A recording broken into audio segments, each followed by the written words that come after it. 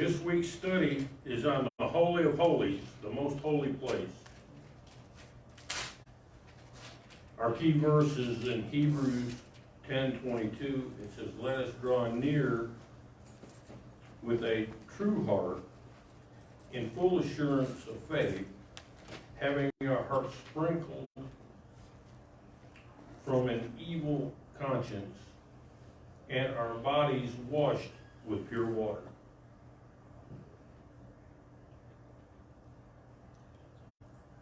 In this week's lesson centers around the Holy of Holies, the most holy place, the innermost room of the tabernacle, as we've been studying the tabernacle the last few weeks. Only the high priest had the privilege and the awesome duty of entering the most holy place. And he could do that only once a year. The symbolism of the Holy of Holies points to the day when everyone could have direct access to God at any time, in any place. I thank God for being able to go to Him anytime, anywhere, under any circumstance, and not have to be under that sacrificial system where I could not myself go directly to Him. All right now. Come on. And depending on somebody else. Because we got to think about this high priest had to give sacrifice for his own sins before he could go into the Holy of Holies for everybody's sins. And you didn't live with him. Exactly. And the custom was that I was going to do this, but I didn't. Is they tied a rope around him and had bells on the bottom of his garments, so they knew that he was still alive. That's right. Come on.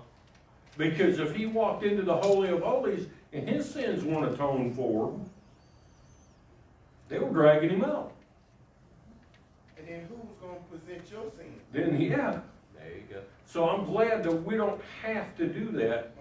No. We can go boldly before the throne of grace. Hallelujah. Hallelujah. There you go. At this point, since Jesus died on the cross for our sins and our atonement's been paid in full, that we can do that. Yes. It says here, through the sacrifice of Jesus Christ provided access to God.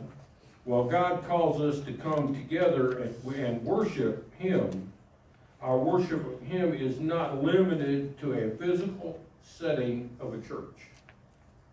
We shouldn't just be worshiping Him here. We should be worshiping Him all the time, everywhere. Neither is a time limited to once a year, once a month, or once a day. He invites us to meet with Him at all times, wherever we are. I'm glad that veil was rent when He died on the cross. That I may be able to go in boldly.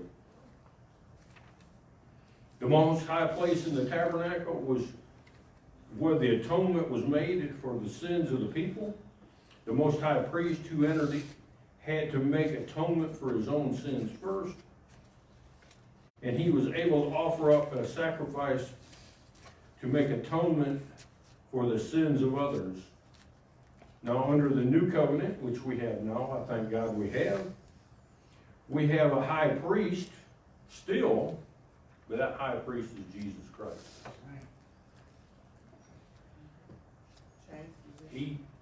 He is sitting on the right hand of the Father making intercessory for us.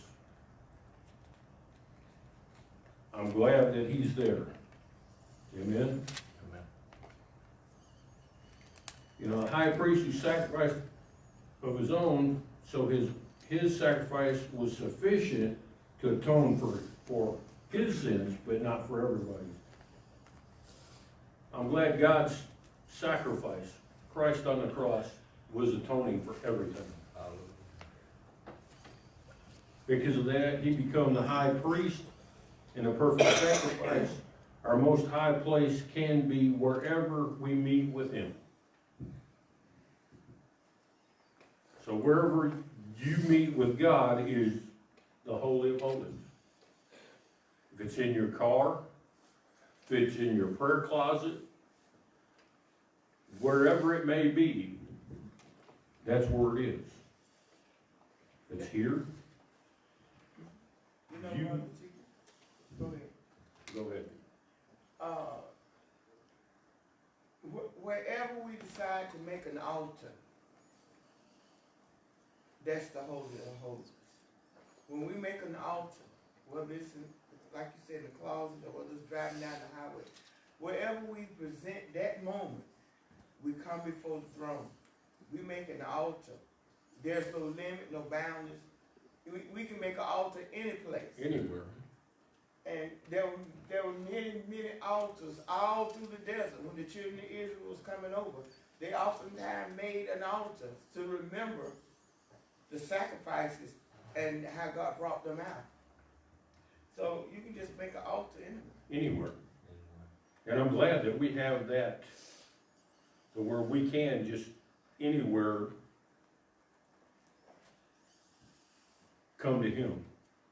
Well, yeah, if I may say something, brother, you know, like, we need to take advantage of that because a lot of people don't have the opportunity in other countries to come to the house of the Lord, to go to different places or whatever, to worship God, and we need to take advantage of every chance we get to be able to have a place. That's true. There's a lot of countries that have to go underground to worship. Corporately, that is. They can worship individually, but corporately to worship, they have to go underground. We still live in a country that we can corporately worship and praise God. And a lot of people, like you're saying, don't take advantage of that. They think of it more as, I can do it anytime. It's a privilege, not a right, or, you know, a lot of people think that they can serve God when they want, Does not work like that. and you can't do that. Nope. We're supposed to be giving our bodies as a continual sacrifice. Or they only serve when something goes wrong in their life. A shelf God. Yeah. God's not a shelf God.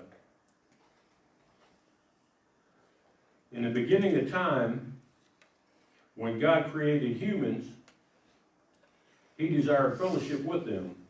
He even walked with them and talked with them, with Adam and Eve in the Garden of Eden. Unfortunately, they chose to sin, that the relationship was broken. However, God had a plan to provide redemption and restoration of this rest of the relationship with his people. The tabernacle and the furnishings that were part of that plan were part of that plan. Everything in the tabernacle had a specific reason behind it. And that was to point forward to the cross. to the cross. But even though that was just temporary until the cross,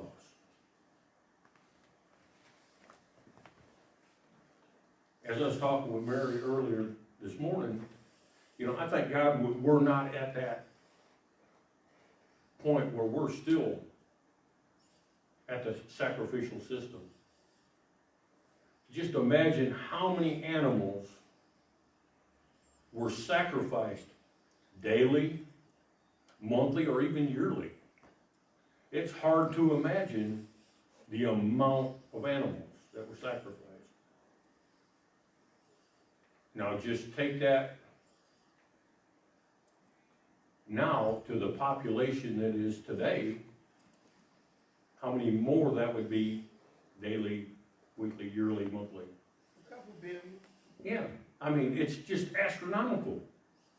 And I'm glad we're not having to do that.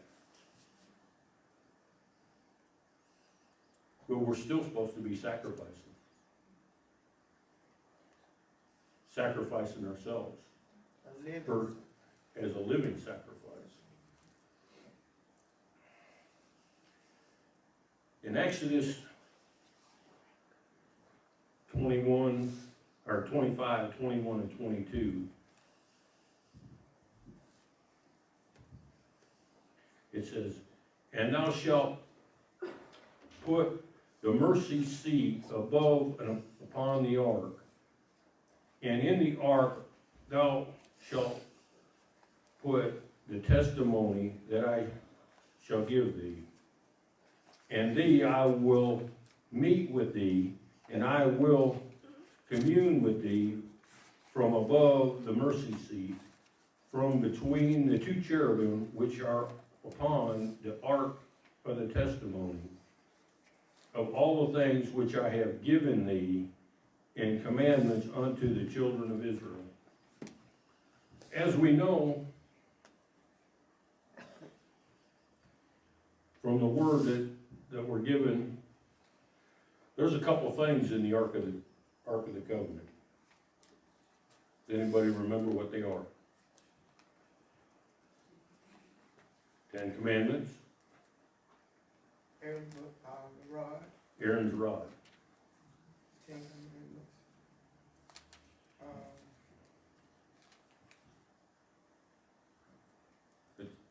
Aaron's rod and the 10 Commandments.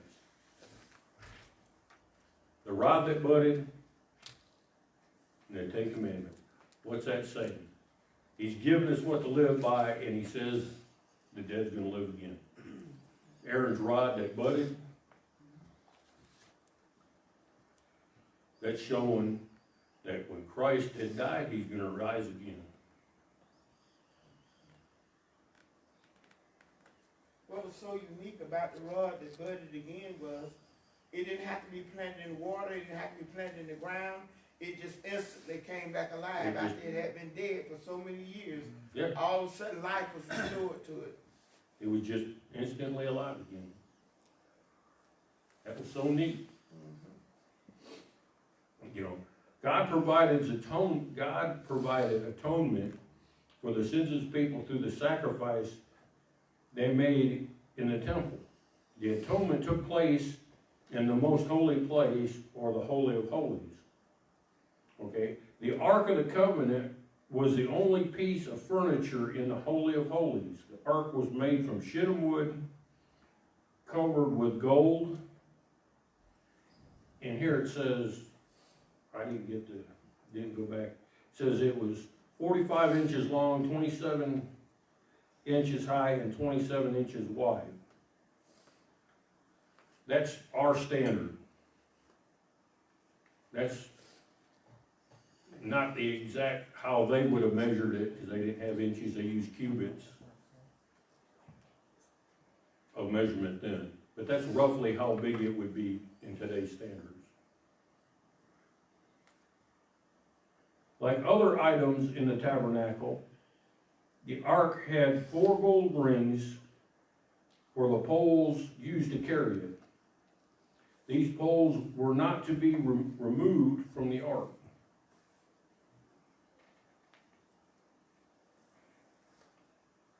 The importance of the ark was a part in God's instructions, important in God's instruction concerning the tabernacle. He gave instructions for the ark's construction before any other, or even the tabernacle itself. Why do you think he gave instructions for the ark before anything else? So that was going to be his home.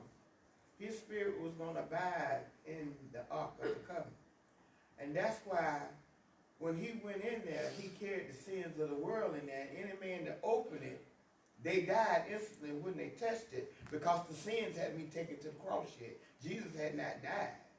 And so that was like a temporary covering. But when Jesus went to the cross, he removed all sin and took the penalty of sin, Yes. which was death, and moved it. But the sins hadn't been moved. So anybody that wasn't The Levitical priest, a Levitical priest, they couldn't even touch it. right, but they were summoned to carry it. They were to carry it. But if you touched it and because the sins had not been inputted into Jesus Christ, then you automatically died. That's why the poles were never to be removed. That ark, once it was built and established, it was never to be touched. And God's Spirit went in it. Even the Levitical priest couldn't touch it. Do they know where it's at today? Do they know where it's at today? Some say they do. I believe I know where it's at. I can't prove it. They got it here. I'll tell you where I believe it's at. I believe it's under Golgotha.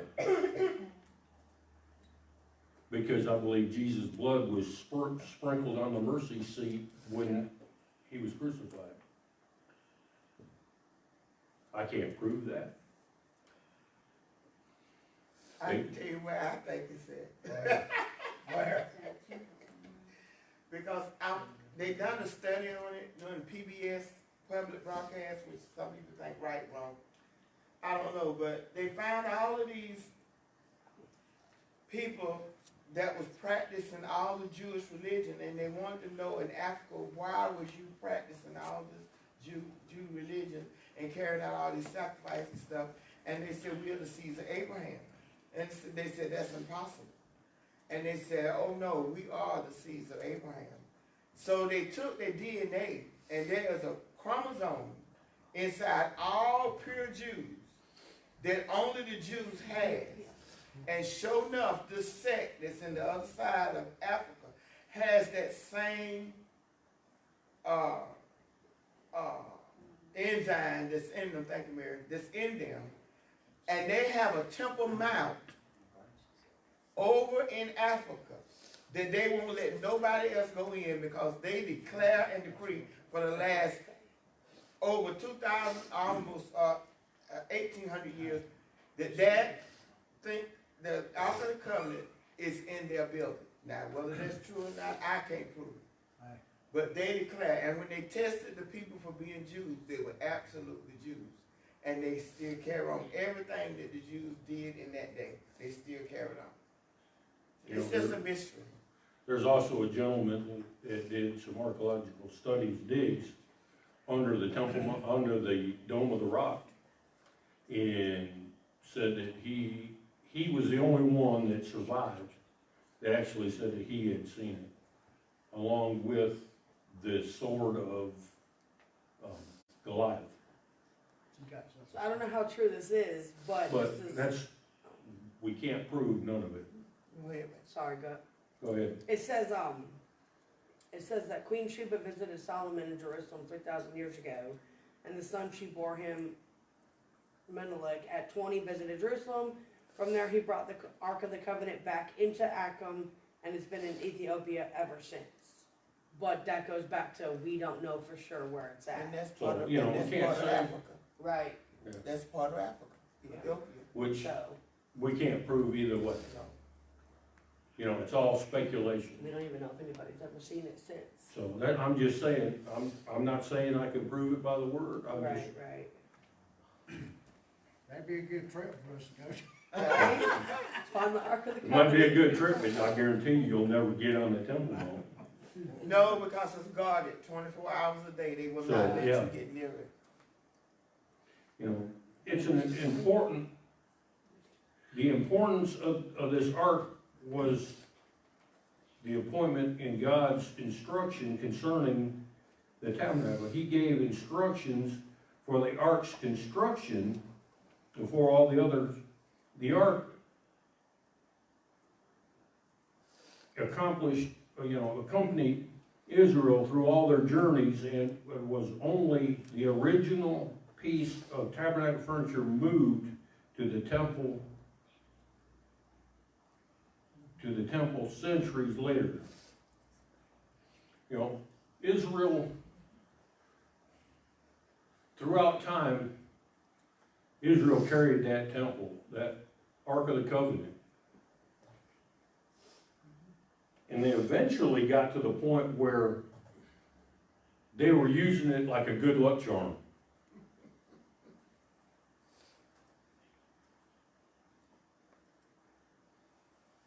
And they got it taken away from them. They thought that it was helping them win the war. Yeah, which it was, but they, like I say, they ended up using it like a good luck charm.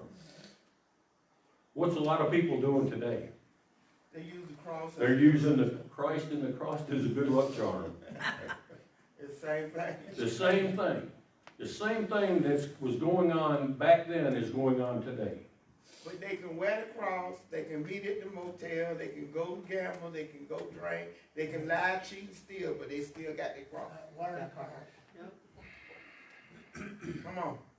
Gets me was when I go in a gas station and somebody's wearing a cross and they got 12 pack of beer. Yeah, That just it just eats you alive. eats me up. But that's religion, But, yeah, not salvation. yes. That's right. God instructed Moses to place temporarily for the stone tablets inscribed with the terms and conditions, which was the 10 Commandments, inside the ark. These tablets would remind the people of Israel of God's law and the sinfulness ways. That's what the ark of the 10 Commandments were, where they were showing us where we're sinful, when we don't add up.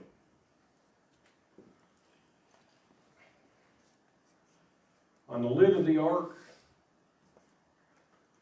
known as the mercy seat or the atonement cover, there were 2 cherubims made of hammered gold, one on either end facing each other. The wings of these cherubim were upspread, covering the mercy seat. The word used for mercy seat, means to cover the sins, to reconcile, or to make atonement. God's mercy is the only hope we can have for renewed fellowship with God. God's permission to meet with Him, to meet with His people, and provide atonement for His sins. I mean, like I say, I keep coming back to it. I'm glad I don't have to have that blood sprinkled on the mercy seat anymore. That's right.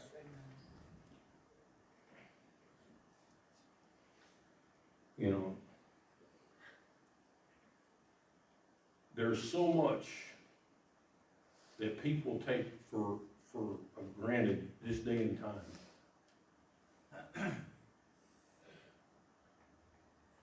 I just can't get over it. Look at the people who just don't care. Don't care. Think God is a shelf God. Think God is, yeah, He's merciful. He'll have mercy on us even more than what we can even imagine. They cry out when they have an accident or something. Just when they need Him. I need Him all the time. I don't care what anybody else says.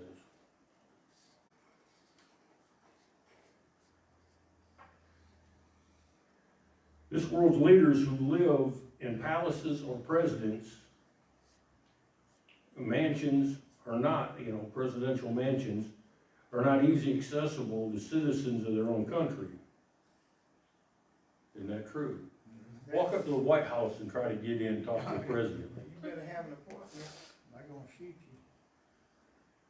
I looked it up. You have to apply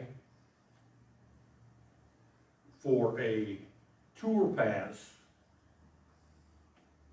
a minimum of 20 days before you expect to go. My goodness.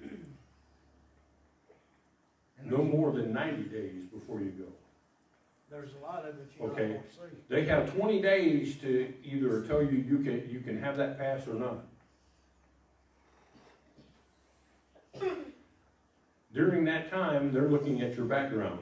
They're looking, Right. the presidential Secret Service are going through your background to see if you're gonna be able to either step foot on the property. You know what? God already knew our background, he still wanted us. Exactly. That's where I was going next. You He know, already even though all of what we've done in the past, he still wants us in his palace. That's right. Don't matter where you go in this world, you're not gonna get in a palace or the White House or whatever, but you can get in his palace. He says to come boldly. Amen. To get an audience with such a person, one must have special approval or undergo extensive security searching. Screening. That's what I was saying, 20 days to get to the White House. I gotta tell you. Yeah, because Jesus, ordinary people can enter into the very presence of the creator of the universe. We can even live in his presence throughout our lives. I mean, he don't have to do a background check because he already knows. I mean, That's right. try to get a government job, they're gonna do a background check. Exactly. At one time. That's just getting a job. Get a job, they're gonna do a background check, don't matter where you go. But you don't have to have a background check to walk in to the throne room, Amen. because it's already been done, he already done it.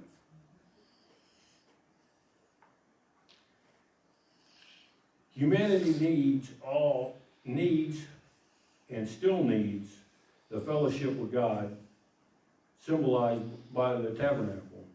God created humanity for fellowship with him, and he provided that fellowship through the tabernacle through a limited way. The tabernacle, the atonement was limited.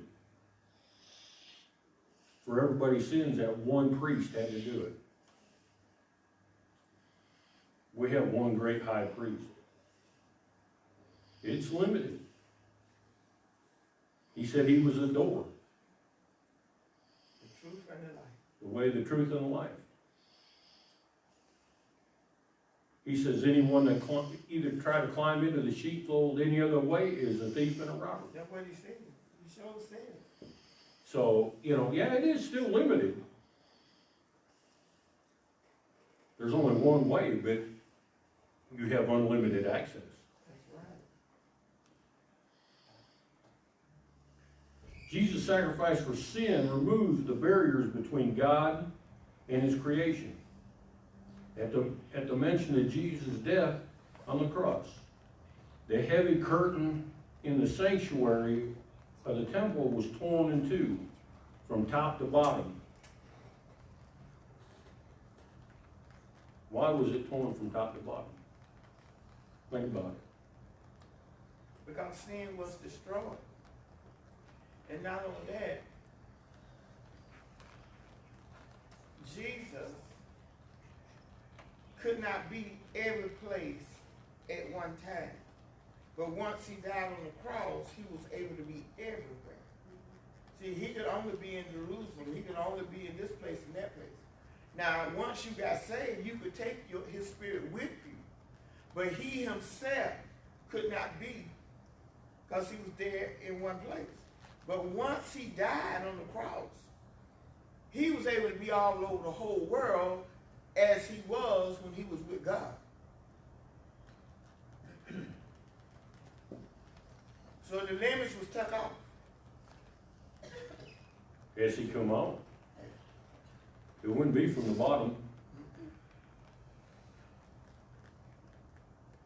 Man couldn't reach up, but God can reach down. We can only reach up so much, but he can reach down farther than we can reach up.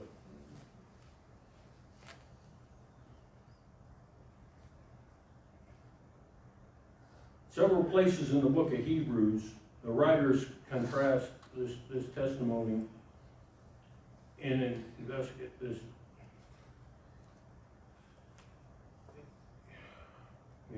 the mysteries in the tabernacle with a couple of effective ministries of Christ and his death. In chapter 9, he refers to the layout of the holy place containing a lampstand, a table, and showbread, and in the most holy place containing the Ark of the Covenant and the altar of incense. Including the altar of incense, the most holy place there was in these verses in Hebrews seems to contradict other accounts of the tabernacle's layout. However, the writers mentioning the altar of incense may simply depict the nearness to the ministry performed within the veil.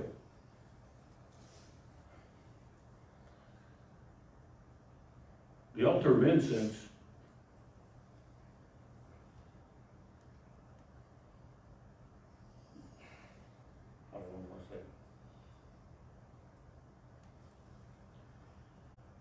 they had to keep going, like the fire, to keep that sweet smelling savor. Including the altar of incense in the most holy verse. Okay. The priest regularly ministered in the holy place, but only once a year could they enter into the most holy place. This latter event occurs on the Day of Atonement in Leviticus 16. Entrance into the Holy of Holies was forbidden for all but the high priest, but the sacrifice he offered were not sufficient to do away with the sins of the people. Only one person could provide the sacrifice, and that's Jesus Christ.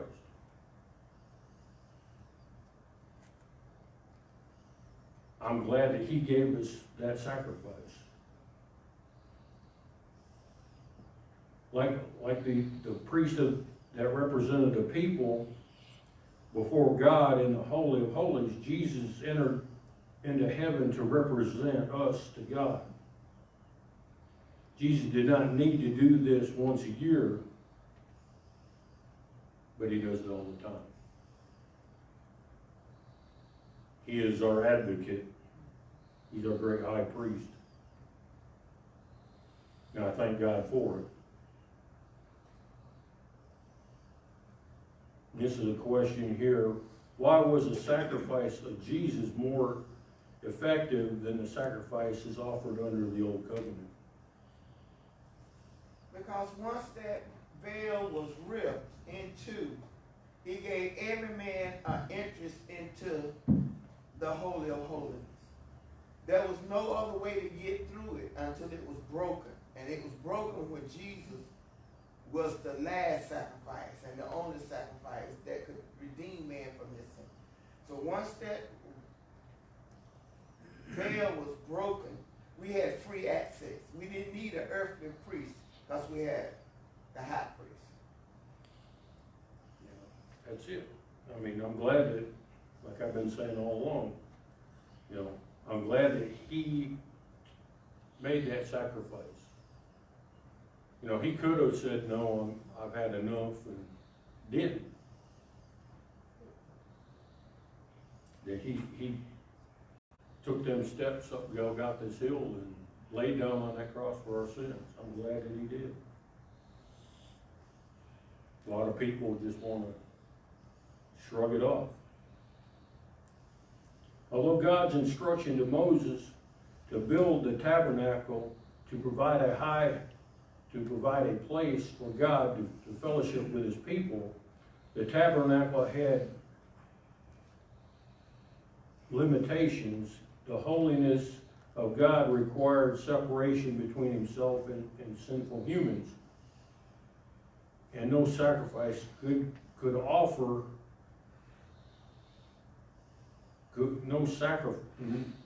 sacrifice they could offer could bridge that separation. You know, all it was a covering. Covering for the sins of the people. I just go back to all the animals that were sacrificed.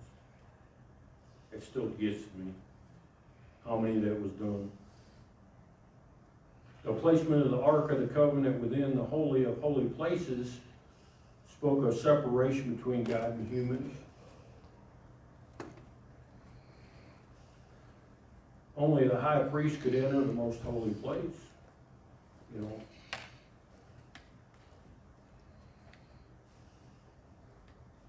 I'm just glad now that we can go straight into the Holy of Holies to make our petitions known. You know, the veil in the temple was so thick, and it was so weaving, the way it was weaving together. If you put several teams of horses on the north, south, east, and west, and they pulled as long as they could, there was no way that they could break that veil. That's how thick it was. But once Jesus died on the cross, bam, it was over. It was gone. It was over, it was broken. Now you imagine something being weaving that thick that was made out of earthly man's material, but the way it was woven together, there was no virtual way for any human person to break that veil. But once Jesus died, it was over. It was ripped in two. You know.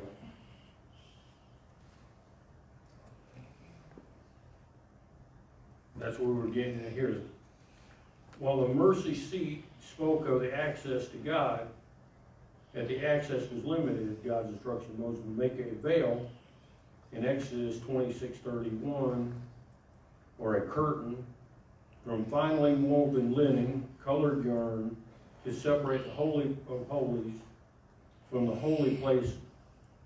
Every part of the, it was so, like you were saying, so tightly woven together. Linen, a colored yarn, and every part of the tabernacle was made from the finest materials and to the highest standards. The curtains were embroidered, embroidery, similar to those guarding to the mercy seat. God did not want our second best. He wanted the first place in our hearts. Like you're saying, it was so tightly woven, so finely made. Even though you take new clothing, it's not made the greatest now. But you try to take a new shirt and rip it. You can't hardly do it. So just imagine something that they took their very best and done and try to rip it. It ain't gonna happen. God gave Moses a warning to pass to his brother Aaron, that if he entered the most holy place at any time other than the appointed day, he would die. That's a part of the Levitical law. On that day, he had to follow the instructions God gave to Moses, which included bringing a sin offering and a burnt offering for himself and his family. In addition, he was to wear a sacred garments. Before putting on these garments, he was to bathe himself in spite of the priest's best efforts. Such care and attention should never, the careful actions could never cleanse his heart. He had to follow this special ritual, these laws that God gives, just to cleanse himself, so he could go into the Holy of Holies. You couldn't skip one of them, Couldn't skip one. not one. And like I said, they tied a rope around him when he went in, had bells on the bottom of his garments, so they could tell if he was still alive. That's how precise God had these instructions. I thank God that we don't have to follow, we have to follow his instructions, yes. But we're not having to do what they had to do to go into the Holy of Holies, to go into the mercy seat of God today. Any questions? Well, we don't have no cows, what we gonna bring up to sacrifice? That's it. We done gave up cows and pigeons And turtle and doves doves and, and lambs and sheep, where we gonna get one from? but the thing is, they're gonna be starting that back up.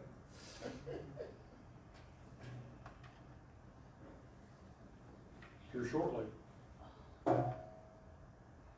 We're not gonna have to do it, but they're doing it in Israel. They've got everything ready to go in the temple.